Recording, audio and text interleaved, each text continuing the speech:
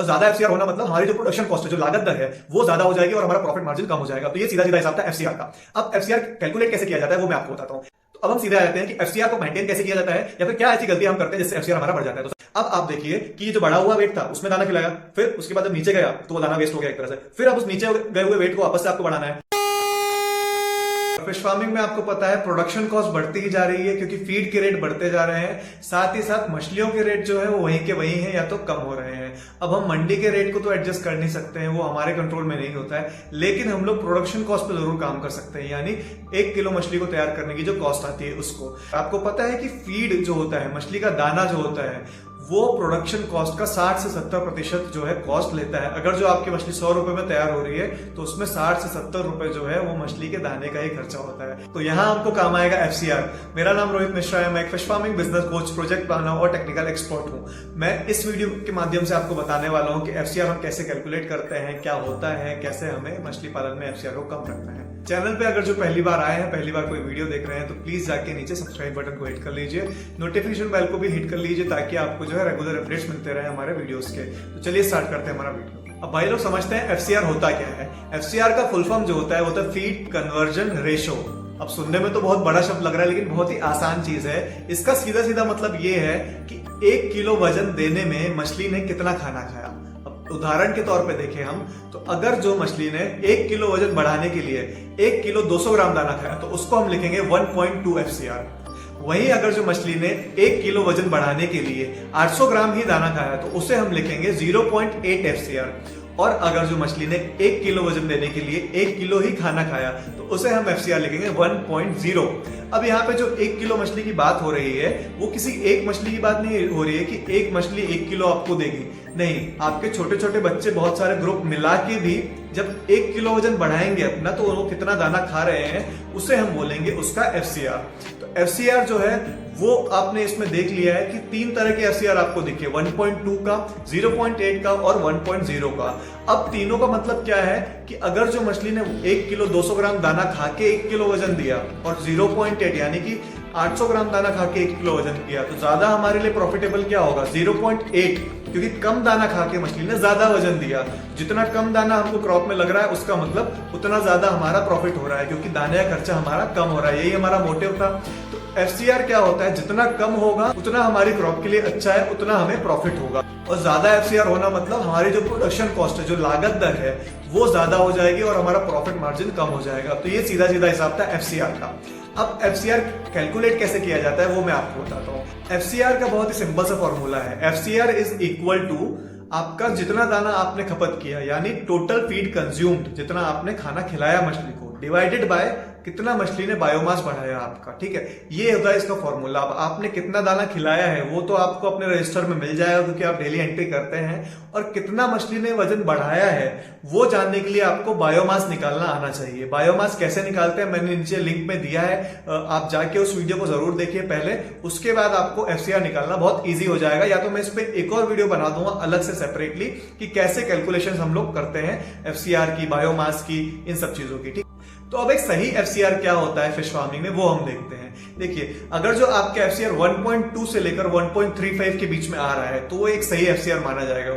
1.4 FCR भी is also okay, but 1.4 से ऊपर अगर जो आपका एफसीआर जा रहा है, मतलब कि 1 किलो 400 ग्राम से ज्यादा दाना लग रहा है आपकी मछली को 1 किलो वजन देने में, तो इसका मतलब आपकी जो क्रॉप है वो थोड़ा लॉस में जा सकती है, उसमें फीड कॉस्ट थोड़ा बढ़ जाएगा, प्रॉफिट मार्जिन थोड़ा कम हो जाएगा। इसलिए एफसीआर का बहुत जरूरी है हमको ध्यान रखना। अब हम सीधे आ जाते हैं कि एफसीआर को मेंटेन कैसे किया जाता है या फिर क्या ऐसी गलती हम करते हैं जिससे एफसीआर हमारा बढ़ जाता है। तो सबसे पहली जो गलती है वो है मछलियों को ओवर स्टॉक कर देना। ओवर स्टॉकिंग मतलब कि एक निश्चित जगह में निश्चित मात्रा से ज्यादा मछली को डाल देना। उससे क्या होता है, पानी का जो इन्वायरमेंट है, पैरामीटर्स बहुत जल्दी जो है बिगड़ जाते हैं। आपका पीएच बहुत ऊपर नीचे हो जाएगा, अमोनिया गैस बहुत बनने लग जाएगी, जिसकी वजह से मछलियां जो है या तो खाना खाएंगी नहीं, खाना खाएंगी तो क्या होगा, पूरा वेस्ट निकल जाएगा। कुछ भी मछली का जो शरीर है वो अच्छे से सोखेगा नहीं, तो सोखेगा नहीं तो पूरा फीड हमारा मछली जो है पॉटी कर देगी, वेस्ट निकल जाएगा। इससे हमारा फीड कॉस्ट बढ़ेगा क्योंकि मछलियों को उससे ग्रोथ नहीं हो रही है। ये पहला रीजन है, हमें ओवर स्टॉक नहीं करना है, मछलियों को निश्चित मात्रा में ही डालना है। हाँ, अगर जो आपके पास एरेशन की अच्छी सुविधा है, थोड़ा वाटर एक्सचेंज कर सकते हैं तो थोड़ा, जैसे मैंने आपको एक वीडियो में बताया भी था कि आपके लेवल के हिसाब से आप क्या फैसिलिटीज दे रहे हैं तालाब में, उसके हिसाब से ही स्टॉकिंग करनी है आपको। अगर जो वीडियो नहीं देखा तो नीचे मैंने लिंक दे दी है, आप जाके देख लीजिए उसको। दूसरी एक बड़ी गलती करते हैं हम जिससे एफसीआर बढ़ता है, वो ये है कि जो फीड का प्रोटीन परसेंट रहता है, हमारे मछली के दाने का जो प्रोटीन परसेंट रहता है, हम उसको एकदम से गिरा देते हैं। जैसे आज मान लो आपकी मछली छोटी है, 32% प्रोटीन खा रही है, लेकिन एकदम से उसको हम लोग ले आए 26% पे, तो इससे क्या होता है, मछली को वो पोषण, वो प्रोटीन नहीं मिल पाता है जो उसको उस अवस्था में चाहिए, जिससे कि उतनी तेजी से ग्रोथ नहीं कर पाती मछली। तो ये दूसरा पॉइंट था। तीसरी बड़ी गलती जो करते हैं वो है कम दाना खिला के मछली को।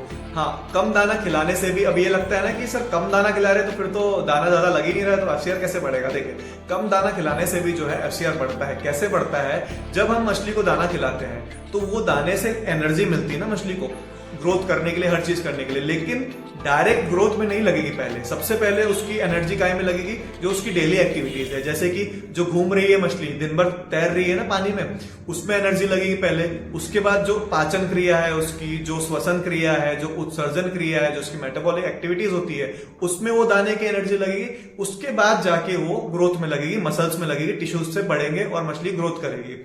तो अगर जो कम दाना खिलाएंगे और केवल वो बस अपने चलने फिरने के लिए, पाचन के लिए, इन सब के लिए अपनी पूरी एनर्जी लगा दे रही है, तो ग्रोथ में इतनी एनर्जी लग नहीं पाएगी, इतना फीड लग नहीं पाएगा। तो इसलिए एक प्रॉपर डाइट देनी पड़ती है, ना ज्यादा ना कम। ज्यादा देने में भी क्या होता है, ओवर फीडिंग जब हम कराते हैं ना, तो मछली को जितना एक बार में सोखना है ना, उतना ही सोखेगा, उससे ज्यादा नहीं सोखेगा। मेरी बॉडी है 20 ग्राम प्रोटीन अगर जो सोख रही है ना एक बार में, तो वो 20 ग्राम ही सोखेगी, उससे ज्यादा नहीं सोख पाएगी। मछली को भी ऐसे ही है, अगर जो एक बार में 50 ग्राम खाना खा रही है, तो आप 100 ग्राम डालोगे ना तो भी 50 तो सोख लेगी, लेकिन बचा हुआ जो 50 है वो पानी बाहर निकाल देगी, आपका पानी भी खराब होगा। तो ये एक तीसरा पॉइंट था जो बड़ी गलती करते हैं लोग एफसीआर को कंट्रोल ना करने में। चौथी बड़ी जो गलती है जो कि एफसीआर को बढ़ाती है, वो है बीमारियां। देखिए, जब भी बीमारी आती है तो मछली या तो दाना खाना छोड़ देती है, या फिर जो है मछली खाती तो है लेकिन उसको ढंग से पचा नहीं पाती, ढंग से सोख नहीं पाती है। तो अगर जो खाना ही बंद कर दिया, मान लो हफ्ते भर तक खाना नहीं खाया ढंग से मछली ने, तो हफ्ते भर में अब एनर्जी तो चाहिए मछली को, ऐसा तो नहीं कि बिना एनर्जी के जिंदा रह लेगी। तो वो अपनी बॉडी से एनर्जी खींचती है, जिससे कि वेट लॉस होता है, उसका वजन कम होता है। तो वो जो वजन कम हुआ है उसको जो बढ़ाने के लिए हमने दाना लगाया था, वो वेस्ट गया आपका, और उसके बाद वापस से कम के बाद बढ़ाना है तो फिर से नया दाना लगेगा, वो भी आपका जो है एक्स्ट्रा लगा। तो 2 बार आपको दाना खिलाना पड़ा एक ही वजन को गेन करने के लिए, तो यहाँ पे आपका एक्स्ट्रा दाना लग गया। और अगर जो मछली दाना खाती भी है लेकिन पचा नहीं पाती, ढंग से सोख नहीं पाती है, तो उस टाइम भी क्या है, वो आपका खाना वेस्ट ही हो रहा है, वो आपका जो है बॉडी के थ्रू पानी में चला जा रहा है। तो इस तरीके से बीमारियां जो है वो भी हमारा एफसीआर बढ़ाती हैं, क्योंकि क्या होता है ना, मछली एक टाइम पे ग्रोथ कर रही है, ठीक है, आज 2 ग्राम बढ़ रही है रोज का, 3 ग्राम बढ़ रही है, 4 ग्राम बढ़ रही है, 5 ग्राम बढ़ रही है, लेकिन जैसे ही बीमारी हिट करती है वहीं पे वो या तो पहले स्टैग्नेंट होगी, मतलब कि 4 ग्राम बढ़ रही है तो 4 ही ग्राम बढ़ेगी कुछ दिन तक, मतलब 1-2 दिन, 3 दिन, 4 दिन, उसके बाद धीरे धीरे ड्रॉप आने लग जाएगा, क्योंकि फीड नहीं खा रही है मछली, दाना या तो खा नहीं रही है या तो ढंग से पचा नहीं रही है, तो वापस से ड्रॉप आने लग जाएगा। अब आप देखिए कि ये जो बढ़ा हुआ वेट था उसमें दाना खिलाया, फिर उसके बाद जब नीचे गया तो वो दाना वेस्ट हो गया एक तरह से, फिर अब उस नीचे गए हुए वेट को वापस से आपको बढ़ाना है। बीमारियां एक बहुत बड़ा कारण है जिससे हमारा एफसीआर बढ़ता है, इसलिए अपने जो पानी का एनवायरनमेंट है उसको हमेशा सैनिटाइज करके रखिए। हमेशा जो है कुछ भी चीज उसमें डाल रहे हैं पानी में, जाल हो गया, लेबर जा रहा है अगर जो, तो पोटेशियम परमैंगनेट से अपने हाथ और जालों को उसमें डिप करके, ताकि कोई कंटामिनेशन तालाब में हमारे जाए ना। उसके अलावा आप जो है रेगुलर टाइम पे जो है उसमें प्रोबायोटिक्स का यूज करते रहिए, मछलियों को विटामिन सी दीजिए, जिससे मछलियों की जो इम्यूनिटी है वो अच्छी रहे, जिससे कि आपका फीड कन्वर्जन रेशो यानी कि एफसीआर ना बढ़े। इसके अलावा एक और पॉइंट है एफसीआर जिससे बढ़ता है, लोग गलतियां करते हैं उसमें, वो पॉइंट है वन स्पॉट फीडिंग का। मतलब एक ही जगह से फीड खिला दिया, ज्यादा स्पॉट्स बनाए नहीं। तो हर ग्रुप में मैंने पहले ही बताया है, हर एक मछली के झुंड में, मछलियां झुंड में चलती है पानी के अंदर, तो हर झुंड में कुछ मछलियां 20% 10% मछलियां ऐसी रहती हैं जो बहुत ही तेज रहती हैं, जो एक्टिव रहती हैं।